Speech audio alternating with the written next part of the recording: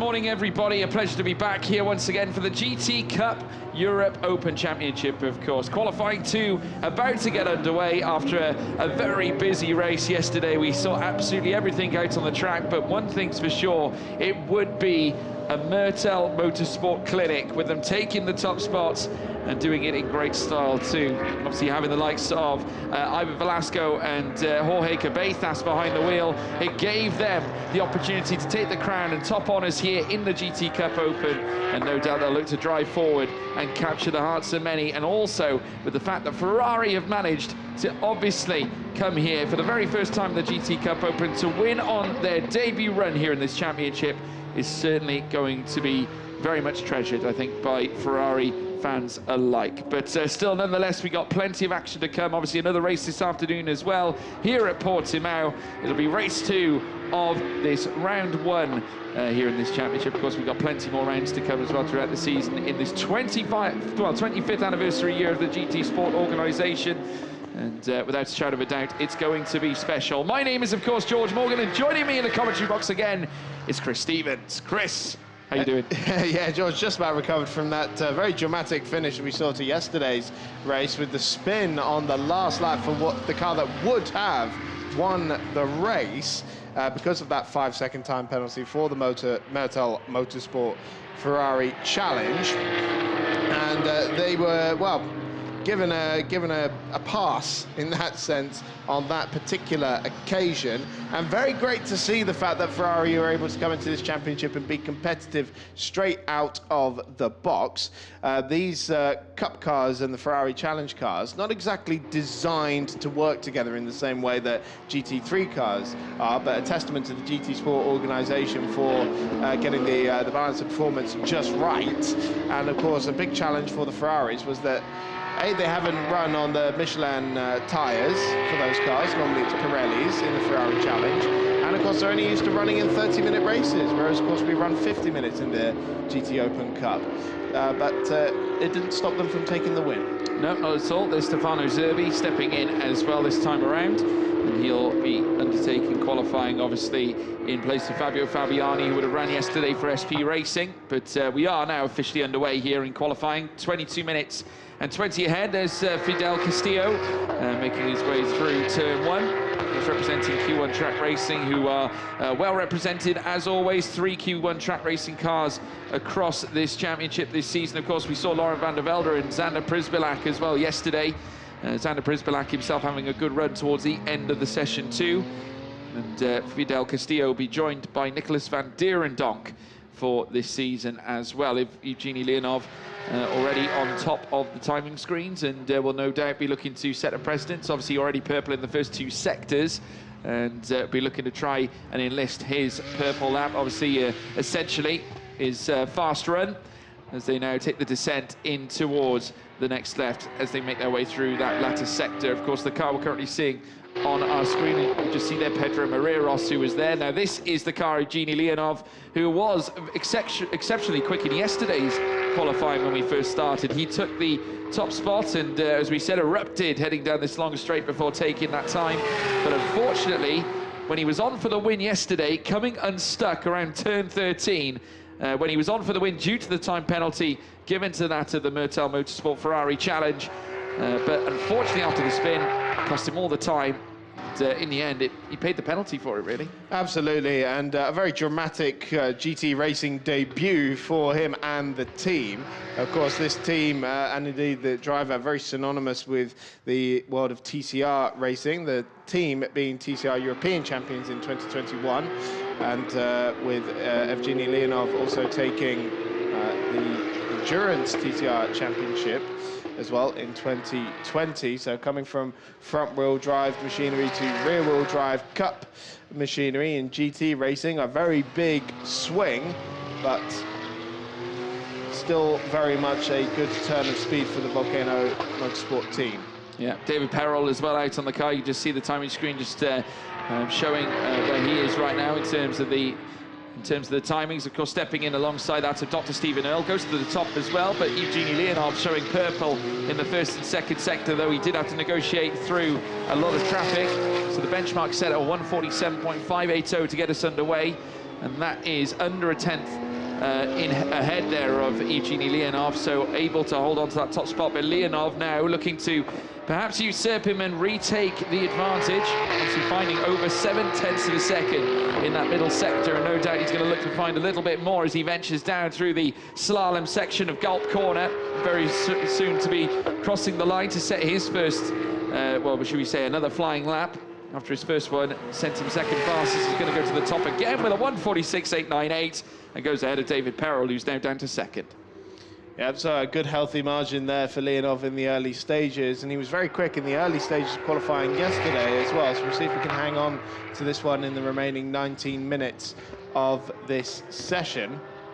Of course, one of the cars that really stood out yesterday was the 991 Porsche of Eugenio Pisani, which is currently being driven by Stefano Zanini, the SP Racing car, that was very much mixing it up with the newer 992 Porsches,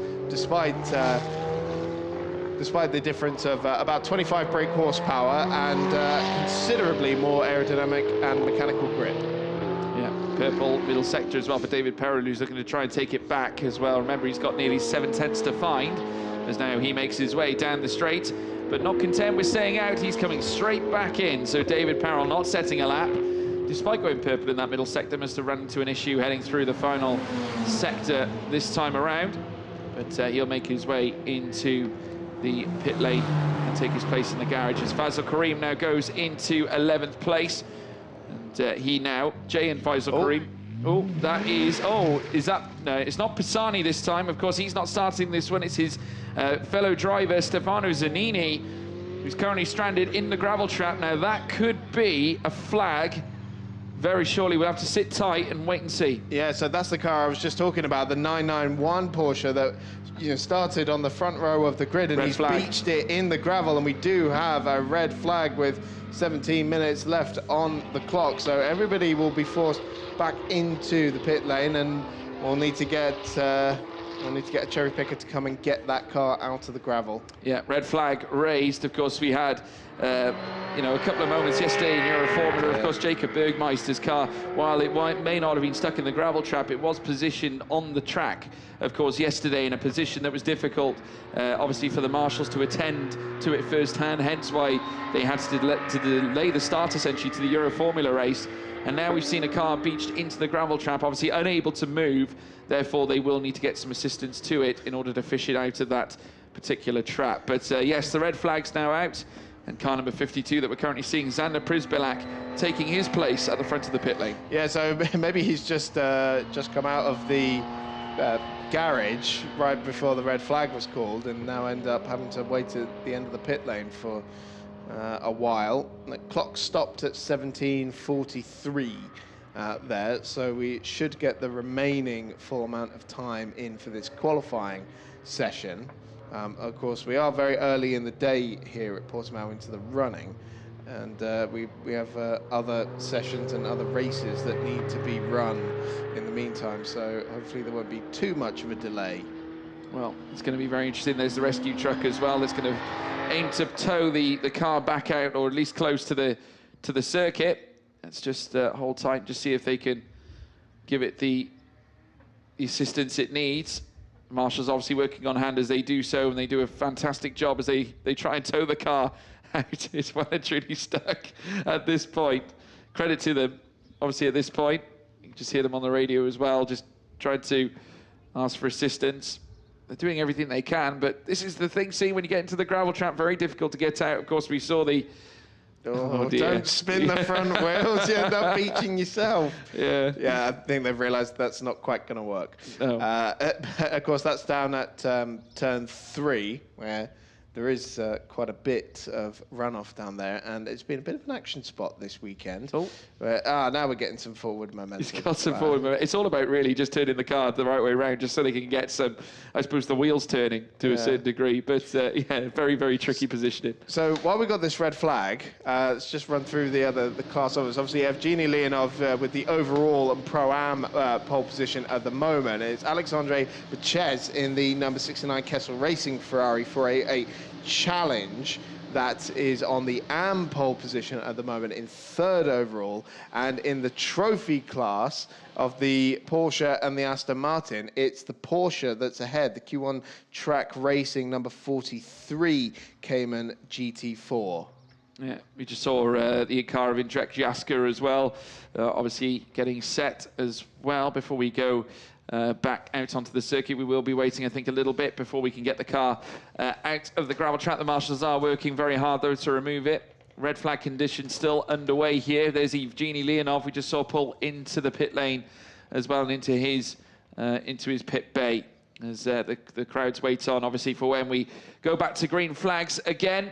But certainly at this point, Leonov currently on top by a considerable margin.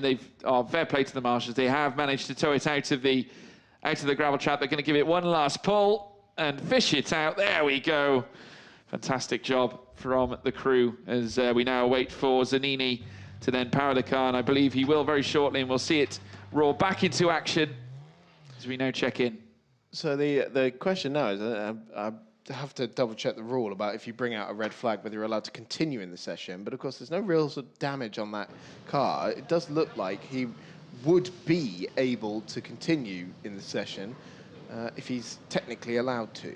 Yeah, well, we'll sit tight and wait for it. I mean, at least if the car is moved, I obviously that would explain why David Perrell came in on his lap, I would imagine. But there we're seeing Fidel Castillo as well, currently 4th in the timing screens.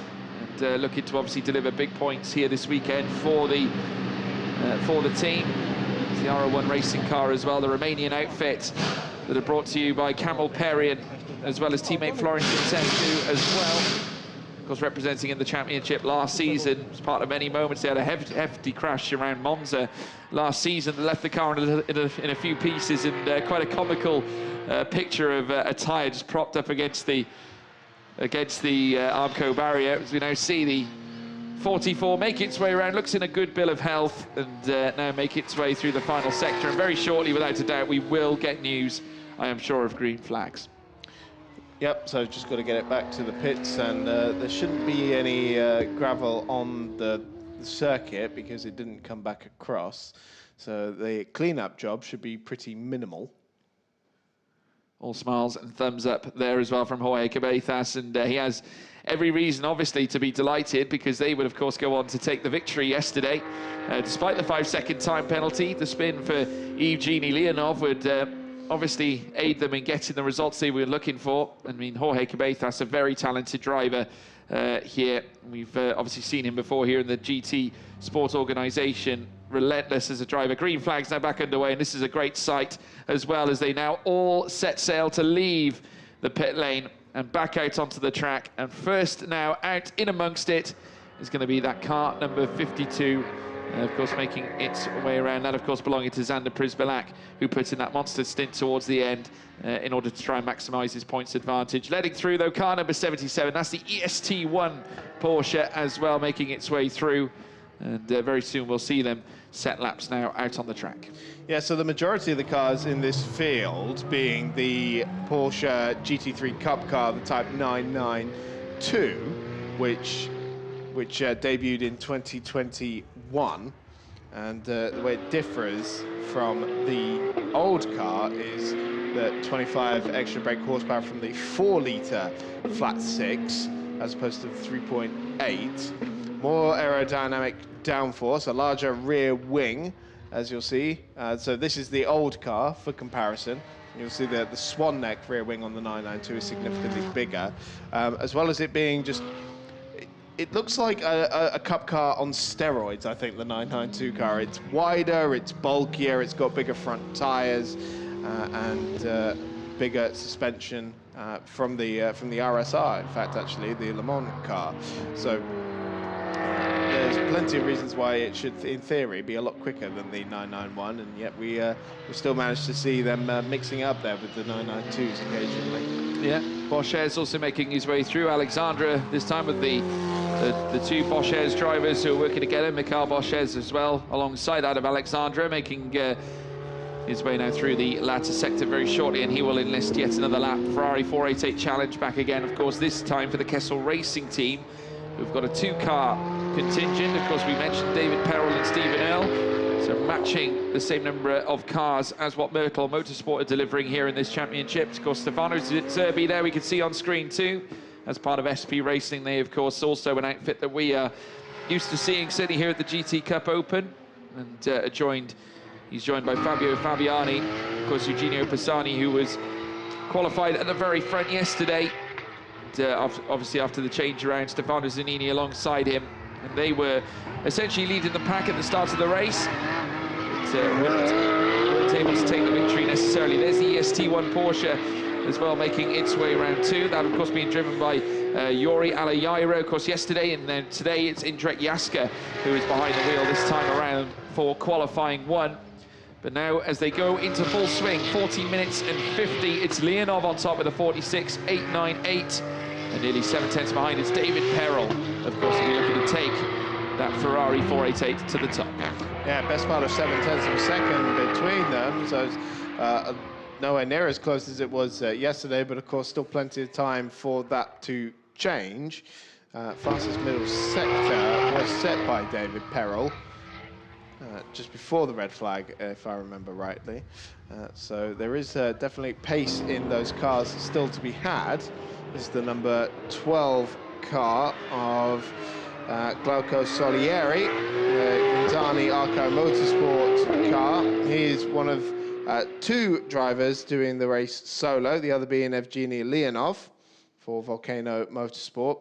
And the cracking drone shots there as we were following Solieri out of the hairpin, and he is improving in the first sector, but still a little ways off the benchmark time at the moment. But this being the GT Cup Open, aimed more at Pro-Am racers, the youngest sibling to the international GT Open. It's a perfect stomping ground for drivers to learn a bit of racecraft. Yeah, definitely. Certainly no less potent, as we're now seeing the Mertel Motorsport Ferrari make its way out onto the track. Stefano Borghi going 9th fastest as well, ahead of Jorge Cabezas, who is now heading out on his outlap as well. So we've got the two Mertel Motorsports now making their way out. Obviously, the patience there being shown. So now we're seeing the car make its way through. This is, of course, Jorge Cabezas making his way through turns 1 and turns 2. And he'll very shortly set his first lap since the red flag has come to an end. Glauco Solieri going 7th fastest as well, ahead of Jaska, who's now down to 8th. Fidel Castillo, who's currently sat in 4th as well, looking to improve on this run as well. Needs a nice final sector if he wants to close to the top 2. Obviously, Leonov now in the pits as well as David Perrell. Good chance now for Castillo to join the front 10. He's got Borges ahead of him in 3rd place in the timing screen. Zana Przbilak as well, improving in that first sector as well. Fabio Babini, the GT legend, also improving in 16th place right now, looking to improve and go higher. Across the line comes Fidel Castillo, though, as he does so. 3rd fastest, but Castillo does usurp that of Borges, and now within a second of the top time set by Eugenio Leonov, as now we're seeing more cars come across the line as well. Xander Przbilak being one. Fabio Babini going to the top, 7 tenths clear of Leonov now. A real chunky lap, a 46.190.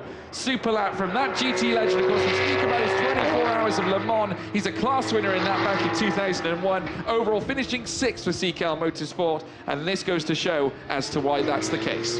Yeah, well, so the TRS Motorsport car goes up to the top of the times. It's Porsche, or it was going to be Ferrari in 3rd, but Przbilak now puts it in 3rd and takes the pole position, although that time has just been deleted, I think.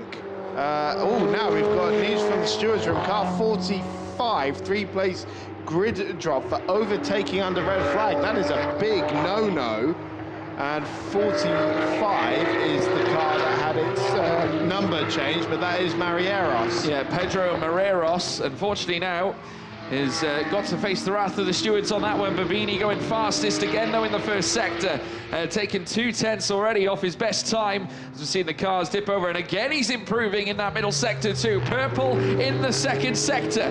This could be an absolute banzai finish towards the end of this one. Fabio Babini looking in great form, and with a great chance of once again going higher and higher up this grid order, as we now watch the car make its way through the latter sector. Needs to keep it pinned as he makes and very soon Gulf sections as well. And